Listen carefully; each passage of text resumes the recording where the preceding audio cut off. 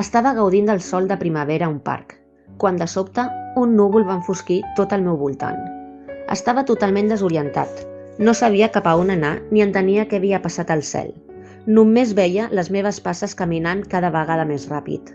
Malgrat tot, la primavera no ho sabia i va ensenyar a tots la força de la vida. No només jo, tots els que érem al parc fugíem atemorits d'aquella foscor. De què teníem por? De què fugíem? De sobte, màgicament, va tornar a sortir el sol de primavera. Vaig inspirar profundament, omplint els pulmons d'oxigen i el cor i la ment de calma. Vaig expirar el desencís i les pors. Llavors, davant meu, brillant, forta i poderosa, vaig veure la llum. Mai havia vist amb tanta claredat el meu camí. Per fi tenia clar quin era el meu propòsit a la vida. Fet aquest, per cert, que em va sobtar, perquè d'un temps ençà m'envaïa una gran incertesa. Què havia passat? Una setmana molt decisiva. Jo vaig inspirar. I quina inspiració? No ho sabia. Caminant i caminant, jo pensava, quina cosa escriuria? I així passen els dies, escrivint, pensant, imaginant. I amb total claredat vaig poder veure que aquells pensaments no eren només meus, sinó també d'aquells que em rodejaven. És com si de sobte tingués un sisè sentit que em permetia veure molt més enllà, i la llum es feia més intensa, i més, i cada cop més fins que vaig obrir els ulls, encegat pel raig de sol que s'escolava per la persiana.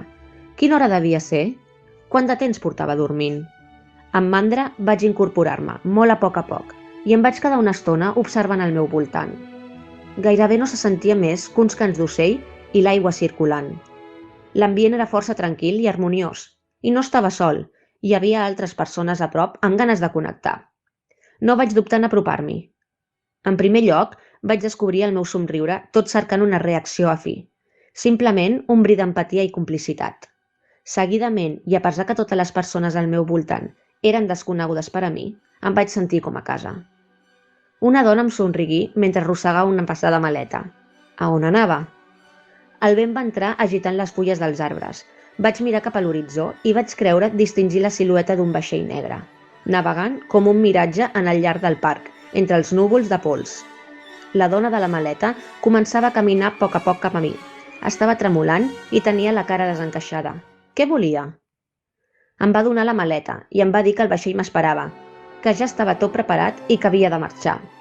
Però jo això no ho podia fer. Tenia un munt d'obligacions que no podia deixar penjades. Em va dir que no hi havia opció, que ella ja ho havia fet abans que jo i que ara era el meu torn. Les altres persones em miraven i semblava que em deien «Endavant!».